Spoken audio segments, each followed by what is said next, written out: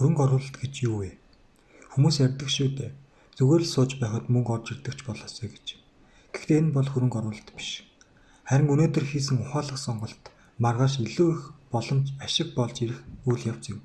Монгол улс байгалийн баялаг ихтэй ирнэ. Яагаад хөрөнгө оруулалт бага байдаг юм бол 2020 оны статистикийн мэдээс харахад Монгол улсын дотоодын нийт бүтээгдэхүүний 25%-ыг уул уурхайн салбар бүрдүүлдэг.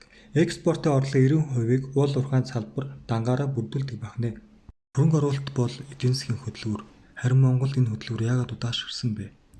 Үүнд хэд хэдэн асуудлыг дурдж болно. Зах зээл жижиг, итгэл ба доктортой байдал сул, санхүүгийн боловсрол, хөрөнгө оруулалтын соёл сул, банк дамгаалсан, санхүүгийн систем сул. Жишээлбэл хөрөнгө оруулалт дотоодын нийт бүтээгдэхүүний хэдэн хувийг эзэлдэг вэ?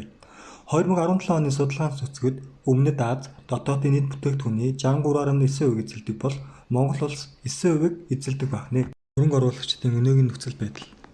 Хөрөнгө оруулагчдын арилжааны дүнд эзлэх хувиас харахад 2018 онд дотоодын аж ахуй нэгж 40.8%, дотоодын иргэн 20%, гадаадын аж ахуй нэгж 36.4% байсан бол 2023 онд дотоодын аж ахуй нэгж 48.2%, дотоодын иргэн 49.6% болсон байна.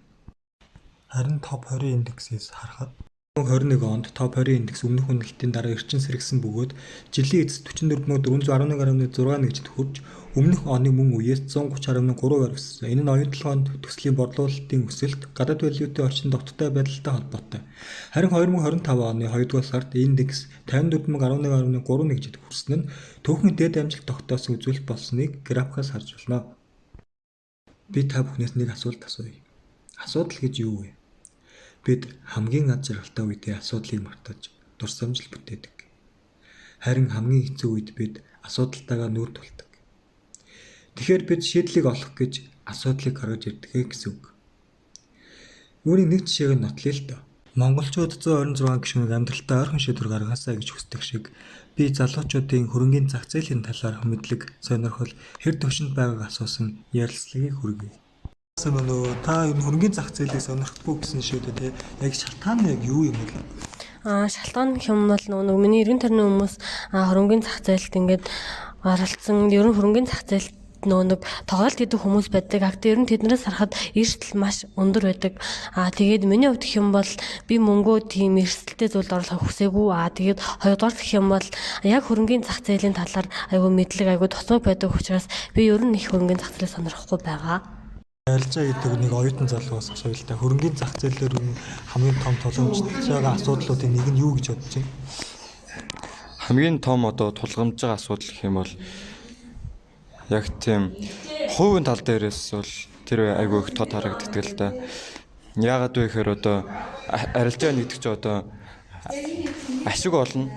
Ашиг олох ч тэр зүйлийг хийж байгаа болохоор ашиг олохдоо тэр чинь өөрийн бусдын хөрөнгө өрөөш өөрөө хөрөнгөө ингээд дэнчин тавьж өөрийнхөө хөрөнгийн эрсдлийн менежментээр зохицуул тэрүүгээр ашиг олдог болохоор анх сонирхож байгаа хүмүүс маань жоохон мэдлэг дутуу талтай дүлмэг тэрүүгээр тэр нь хамгийн сул тал тэр нь хамгийн буруу байхгүй юу? Хэдий дотоодын иргэдийн хөрөнгө оруулах сонирхол нэмэгдэн хэдий ч хөрөнгийн зах зээл бол мөнгөтэй тоглоом биш. Харин мэдээлэл мэдлэгдээр суурилсан шийдвэр юм аа гэдгийг саяны ярилцлага дээрээс харж байна. Тиймээс залуучууд бид хөрөнгө оруулалт сонирхгүй байгаадаа биш. Харин өөрт нь зориулсан хил байхгүй байгаад энэ зах зээлийн нэг асуудал гэж бодож байна. Би шинжээч биш. Гэхдээ оюутны хувьд миний хамгийн том хувь нэмэр бол энэ хэдхэн минутын илтгэлээрээ хөрөнгийн зах зээл бол айх зүйл биш. Ойлгож болдог орчин гэдгийг харуулахыг хүслээ.